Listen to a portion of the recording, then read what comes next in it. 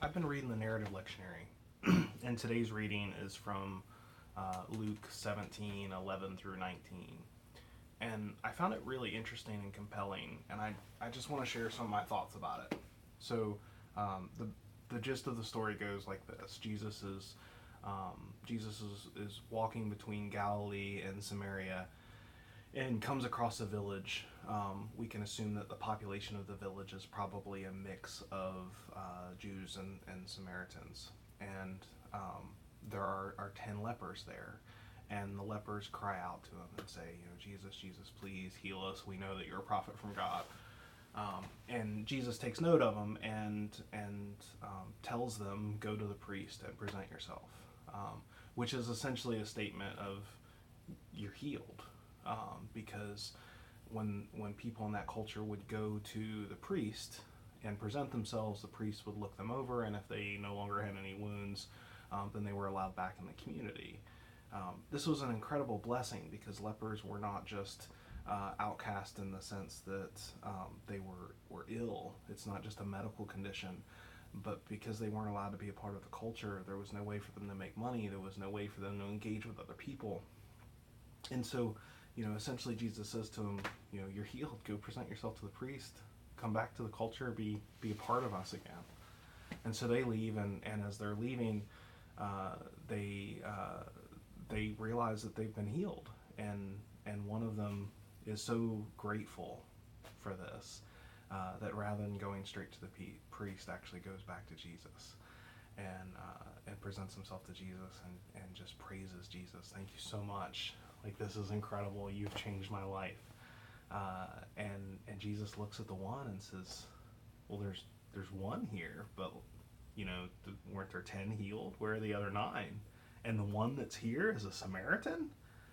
There were these racial tensions between the Jews and the Samaritans. Samaritans were seen as people that worshipped in the wrong place, and their faith was less than, and they were outcast to the Jewish society in so many ways. They were ancient family, but they were outcast nonetheless, just seen as less than. And of course, Jesus kind of ends this little section of the story ends with Jesus saying, you're healed by your faith, and blesses the man. And as I'm reading this story, I read it every night this week, and every time I read it, I kept thinking about the immigrants. I feel like our culture right now is looking at immigrants the way that Jewish people used to look at Samaritans.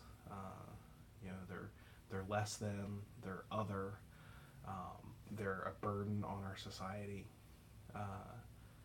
And I wonder if there's something in this story that we could apply, because Jesus essentially praises the Samaritan and points out that it's this group of people who you would think that are less than, that are so grateful for what they've received. But the people who are part of the culture, the Jewish culture, they just kind of expected it.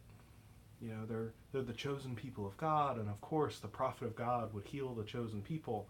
And so they didn't come back to say thank you.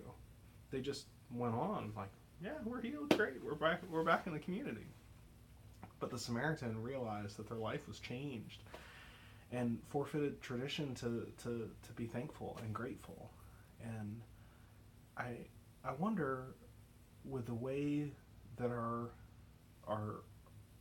systems and the opportunities that we have in our culture, if they would benefit the immigrants in such a way that they would be grateful in the same way, and that their version of thank you would be becoming better citizens than we could possibly expect or imagine.